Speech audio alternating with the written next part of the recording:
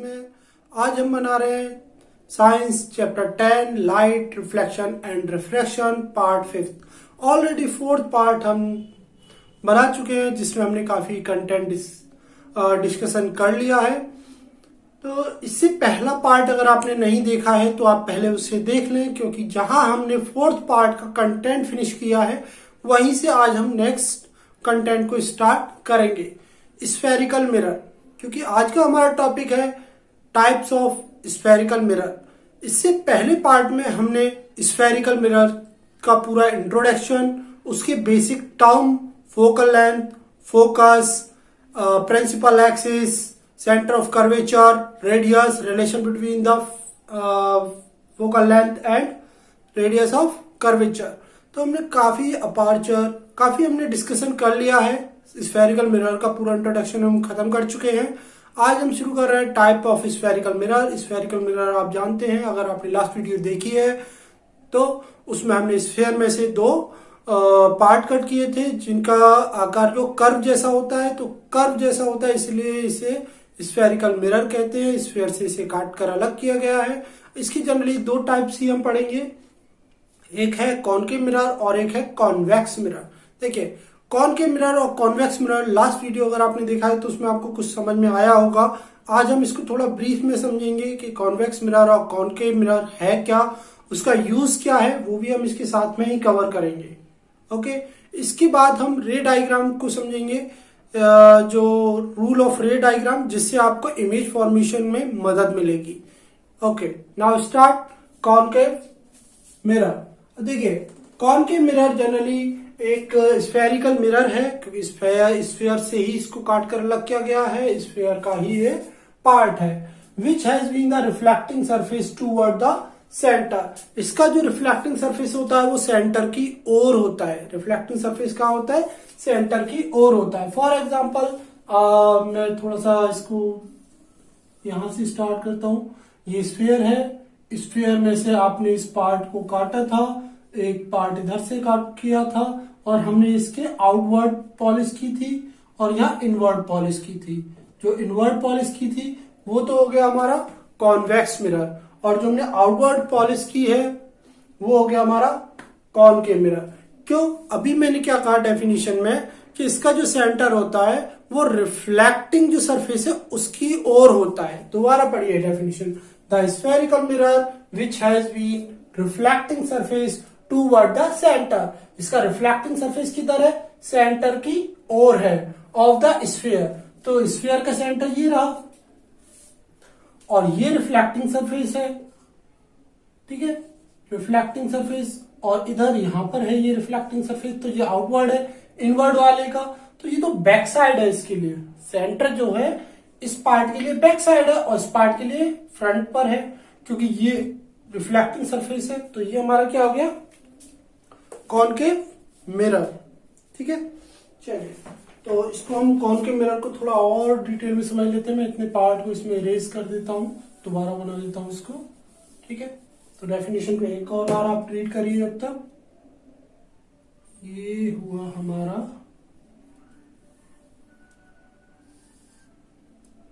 Concave mirror और ये हुआ हमारा सेंटर। ठीक है, सेंटर को किससे रिप्रेजेंट किया था हमने? सी से। ठीक है, ये बेसिक टर्म हम सब लास्ट वीडियो में डिस्कस कर चुके हैं। तो spherical mirror which has been the reflecting surface toward the centre, जिसका रिफ्लेक्टिंग सरफेस किसकी ओर हो? सेंटर, स्फीयर के सेंटर की ओर हो। विच mirror a part is called, लिखा लीजिए, इज कॉल्ड कॉनकेव मिरर। ठीक है ना, जिसका रिफ्लेक्टिंग सरफेस किधर हो? सेंटर की ओर हो। ओके, और जो मिरर का सेंटर होता है जनरली उसको हम क्या कहते हैं? पोल कहते हैं। Represent the letter P। और light passes through the centre of curvature and pole, this is called the principal axis.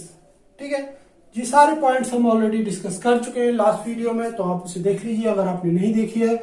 इसके कुछ और पॉइंट हम समझते हैं। आप आई थिंक आपको कॉनकेव मिरर क्लियर हुआ होगा, जिसका इनवर्ड जो है रिफ्लेक्टिंग सरफेस होता है, जिसका सेंटर उसके फ्रंट पर होता है, वो कॉनकेव मिरर कहलाता है। देखिए इसके कुछ यूजेस समझते हैं। This is called a converging mirror. इसको कन्वर्जिंग मिरर भी कहा जाता है। कन्वर्जिंग मिरर भी कहा जाता है। कन्वर्जिंग मतलब कन्वर्ज करने वाला, ज्यादा डाटा को कम पे लेकर आने वाला कन्वर्जिंग कहलाता है। इसको हिंदी में कहते हैं अभिसारी। ठीक है, तो इसको देखिए समझ लीजिए। मान लीजिए कि यहां से 4 रेज आ रही है, कहीं से ये 4 रेज इसके पैरेलल आ रही है। किसके पैरेलल? प्रिंसिपल एक्सिस के पैरेलल। ठीक है, प्रिंसिपल एक्सिस के पैरेलल हमने 4 रेज चूज किए हैं। अब ये टकराने के बाद क्या होगा, जब ये बैकवर्ड आएंगी तो ये एक ही पॉइंट से पास होंगी। किससे पास होंगी? एक ही पॉइंट से पास होंगी। और ये जिस पॉइंट से पास होंगी वो पॉइंट क्या कहलाएगा आपका? फोकस। क्या कहलाएगा? फोकस। ठीक है, अब देखिए सभी रेज का एक पॉइंट पर फोकस कर दिया इसने, इसलिए ये क्या कहलाता है? Converging mirror. क्या कहलाता है? Converging mirror. अच्छा, इसका जो फोकस होता है वो हमेशा रियल होता है, क्योंकि रेज आपस में एक दूसरे को इंटरसेक्ट कर रही है। मैंने रियल और वर्चुअल लास्ट वीडियो में क्लियर कर दिया है कि सारी रेज जो है एक पॉइंट पर मीट हो रही है, तो एक फोकस बना रही है, वो फोकस के साथ रियल है। मतलब यहाँ जो इमेज बनेगी वो कैसी होगी? रियल होगी। क्लियर? ठीक, तो कन्वर्जिंग मिरर आपको समझ में आया होगा। कन्वर्जिंग मिरर इसलिए कहते हैं कि सभी रेज को ये क्या कर देता है? एक पॉइंट पर फोकस कर देता है, एक पॉइंट पर मीट कर देता है, जितनी भी रेज इस मिरर पर आती है। दूसरा पॉइंट है concave mirror are use to the shaving mirror. तो सेविंग मिरर के लिए भी हम इसे यूज करते हैं, क्योंकि कई बार जब बड़े सैलून्स में आप जाते हैं तो वहां पर क्या होता है कि आपको एक मिरर के आगे बिठाया जाता है। तो जो बड़े से सैलून्स होते हैं वहां पर आपको इस फोकस पॉइंट पर बिठा देते हैं। फोकस पे बिठाने के बाद क्या होता है कि आपका फेस बहुत बड़ा दिखाई देता है मिरर में। ठीक है ना, तो ये सेविंग मिरर के रूप में भी यूज किया जाता है, क्योंकि ये लार्ज इमेज बनाता है उस कंडीशन में। ठीक, next concave mirror use to the dentist. जो डेंटिस्ट होते हैं, जो दांतों का ट्रीटमेंट करते हैं, वो जनरली माउथ में कॉनकेव मिरर को डालकर ही देखते हैं कि जो जर्म्स है या जो एनिमल है टीथ का, उसकी क्या कंडीशन है। तो वहां भी क्या ये होता है? कॉनकेव मिरर का यूज होता है। इसके अलावा concave mirror use to the reflector, एक रिफ्लेक्टर की तरह यूज होता है। आपने देखा होगा टॉर्च में और हेडलाइट्स में। देखिए टॉर्च में अगर आपने नोटिस किया हो तो टॉर्च में क्या होता है कि जहां बल्ब लगा होता है उसके चारों ओर एक रिफ्लेक्टर होता है। ठीक है ना, बल्ब जब ग्लो करता है तो सारी लाइट को वो सामने की ओर फोकस कर देता है। ऐसे ही जो आपके व्हीकल्स होते हैं, व्हीकल्स की जो हेडलाइट है, हेडलाइट को आप फोकस करना कि जहां बल्ब लगा होता है उसके चारों ओर एक रिफ्लेक्टर लगा होता है। ठीक है ना, रिफ्लेक्टर बिल्कुल मिड में लगाया जाता है बल्ब। इससे क्या होता है, जैसे बल्ब ग्लो करता है बल्ब की सारी लाइट को वो फोकस करता है आगे की ओर। ठीक है ना, तो यहां पर किसका यूज किया जाता है? कॉनकेव मिरर का यूज किया जाता है। आई थिंक आपको ये सारे पॉइंट्स क्लियर हुए होंगे। इसका फोकस रियल होता है, इसकी जो फोकल लेंथ है वो नेगेटिव होती है। वो क्यों होती है वो हम मिरर फॉर्मूला भी पढ़ेंगे, वहां पर आपको क्लियर होगा। तो आई थिंक आपको क्लियर हो गया होगा कि जो स्फेरिकल मिरर्स है उसमें reflecting surface toward the centre, centre मतलब स्फीयर के सेंटर की ओर होता है उसका रिफ्लेक्टिंग सरफेस का सेंटर। एंड ये जो है कन्वर्जिंग मिरर कहलाता है। क्यों कहलाता है? क्योंकि ये सारी लाइट को कन्वर्ट करता है एक पॉइंट पर। Next use the shaving mirror के रूप में इसका यूज करते हैं, डेंटिस्ट इसका यूज करते हैं। ये जनरली हेडलाइट, हाँ व्हीकल्स हेडलाइट में इसका यूज किया जाता है। और ये एक अच्छे रिफ्लेक्टर के रूप में यूज किया जाता है टॉर्च में। जनरली जो फोकस जो लाइट होती है उनमें भी इसका यूज किया जाता है। अब समझते हैं हम कॉन्वेक्स मिरर। अब देखिए कॉन्वेक्स मिरर क्या है? तो कॉन्वेक्स मिरर जिसका इनवर्ड पार्ट पॉलिश किया गया हो। क्या किया गया हो? इनवर्ड पार्ट पॉलिश किया गया हो, और जिसका सेंटर बिहाइंड हो, टूवर्ड मतलब दूर हो या पीछे हो उसके, तो उसे हम कहते हैं कॉनकेव मिरर। तो इसे आप यहां समझ लीजिए। तो कॉन्वेक्स मिरर में क्या होता है कि जो बैक साइड होती है उसको हम क्या कर देते हैं? पॉलिश कर देते हैं। ठीक है ना, और ये हो गया इसका पोल, क्योंकि मिरर का जो सेंटर होता है वो पोल कहलाता है, पी से रिप्रेजेंट करते हैं हम इसे। और पीछे इसका कहीं सेंटर होगा, यहां मान लेते हैं सी। ओके, अब इस पे वही जो काम हमने यहाँ किया था, यहाँ पर हम क्या करेंगे, बहुत सारी लाइट को इसके पैरेलल लेके आएंगे। किसके पैरेलल? प्रिंसिपल एक्सिस के। प्रिंसिपल एक्सिस क्या होता है? The line passing through the curvature and pole. Pole और कर्वेचर से पास होने वाली लाइन को क्या कहते हैं? क्या कहते हैं? Principal axis. देखो, एक लाइन मतलब एक ray, second rays, third rays, fourth rays. अब इसके साथ जब ये रेज इसमें टकराएंगी तो क्या होगा? देखिए, जनरली इसमें ये रेज आउटवर्ड पास हो जाएंगी, मतलब एक दूसरे को मीट नहीं करेंगी। Like this. थोड़ा सा और ज्यादा होगा क्योंकि इसका फोकस कहीं यहां बनेगा, तो ये कुछ ऐसे जाएगा।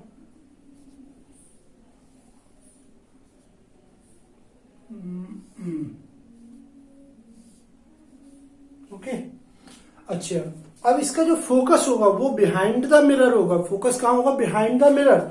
इसको थोड़ा सा आप वर्चुअली रूप से पीछे बढ़ाइए, ठीक है ना। ये सभी वर्चुअल रूप से क्या करेंगी? ये लाइन एक दूसरे को इंटरसेक्ट करेंगी और वर्चुअल रूप से करेंगी तो यहाँ क्या बनेगा? Focus.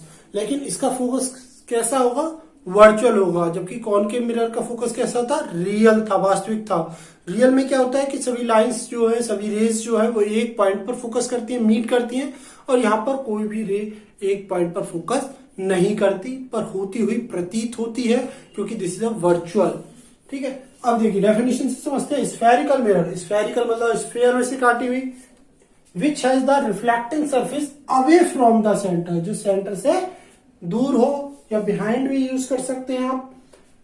Centre of the sphere of which is part of called convex mirror.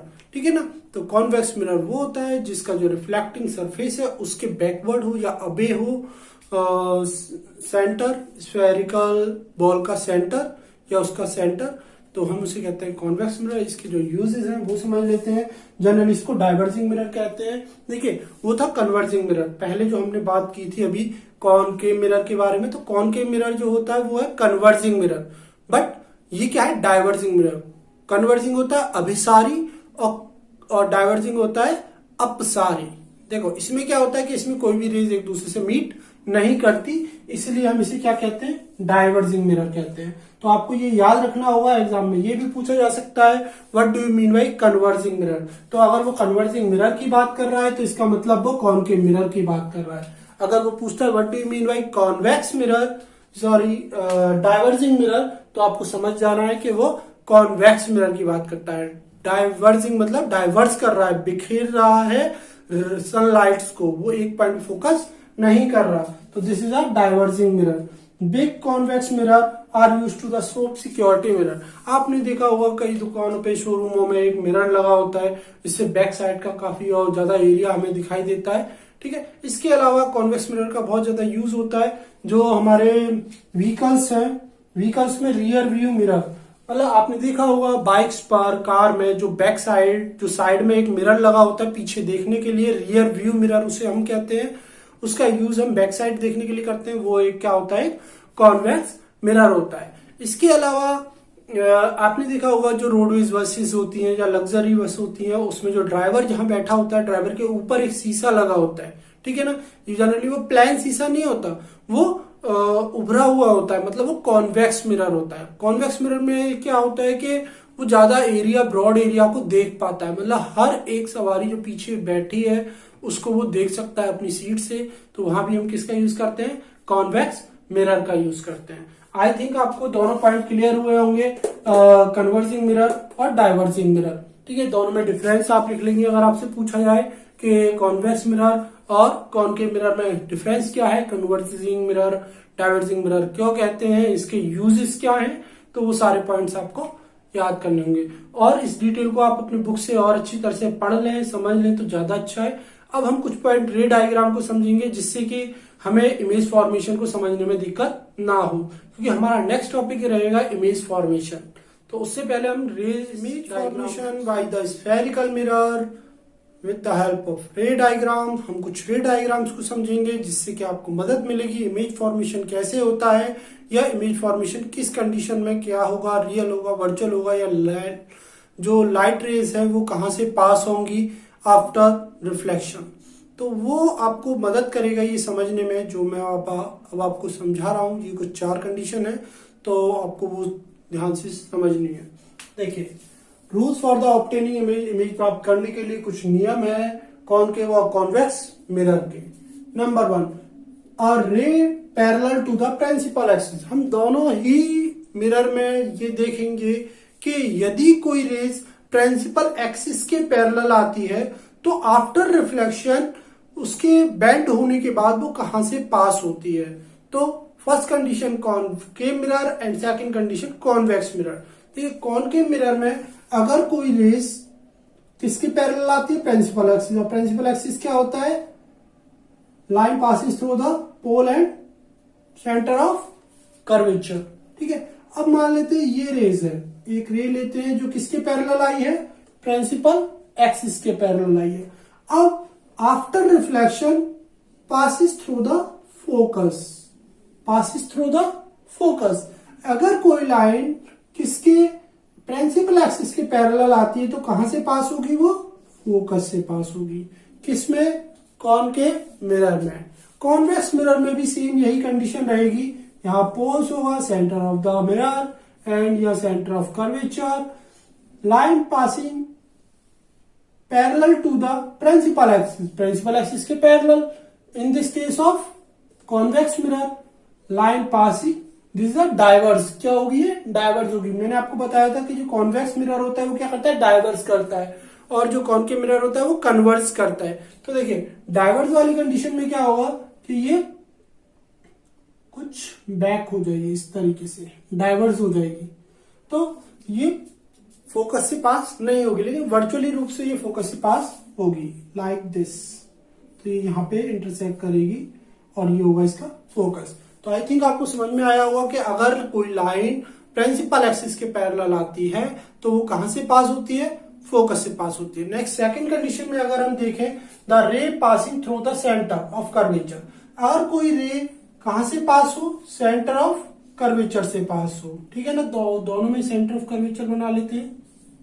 ठीक, अब यहां से अगर कोई लाइन पास होती है, कोई रे पास होती है, कोई सन रेज पास होती है, मान लेते हैं ये, ठीक है, तो इसके साथ में क्या होगा, अगर कोई रे सेंटर ऑफ कर्वेचर से पास हो रही है तो आफ्टर रिफ्लेक्शन वो रेज इसी पाथ पर क्या होगी, वापस लौट जाएगी, इसी पाथ पर वापस लौट जाएगी।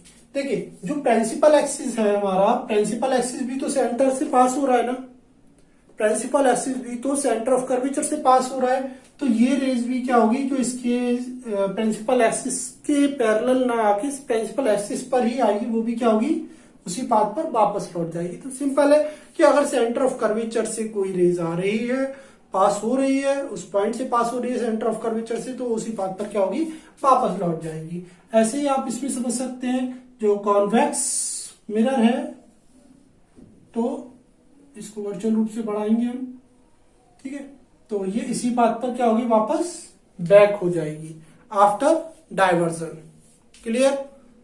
Next point, the ray passing through the principal focus. अब देखिए कोई रे अगर प्रिंसिपल फोकस पर पास हो रही है, मान लेते हैं कि ये सेंटर ऑफ कर्वेचर है, ये पोल है, ये प्रिंसिपल एक्सिस है, और कहां से पास हो रही है, फोकस से पास हो रही है। ओके, अगर कोई रे फोकस से पास होती है, मान लेते हैं like this, the ray passing through the focus, तो उस कंडीशन में क्या होगा, after reflection parallel to the principal axis, ये प्रिंसिपल एक्सिस के पैरेलल बैक हो जाएगी। देखिए पहले पैरेलल आ रही थी फर्स्ट केस में, तो क्या हो रहा था, फोकस से पास हो रही थी। अब फोकस से पास हो रही है तो क्या जा रही है, ये पैरेलल जा रही है। Clear. Next point, convex mirror में अगर आप देखें, ये है पोल और ये है centre of curvature. Convex mirror में उस कंडीशन में फोकस यहां कहीं होगा बीच में।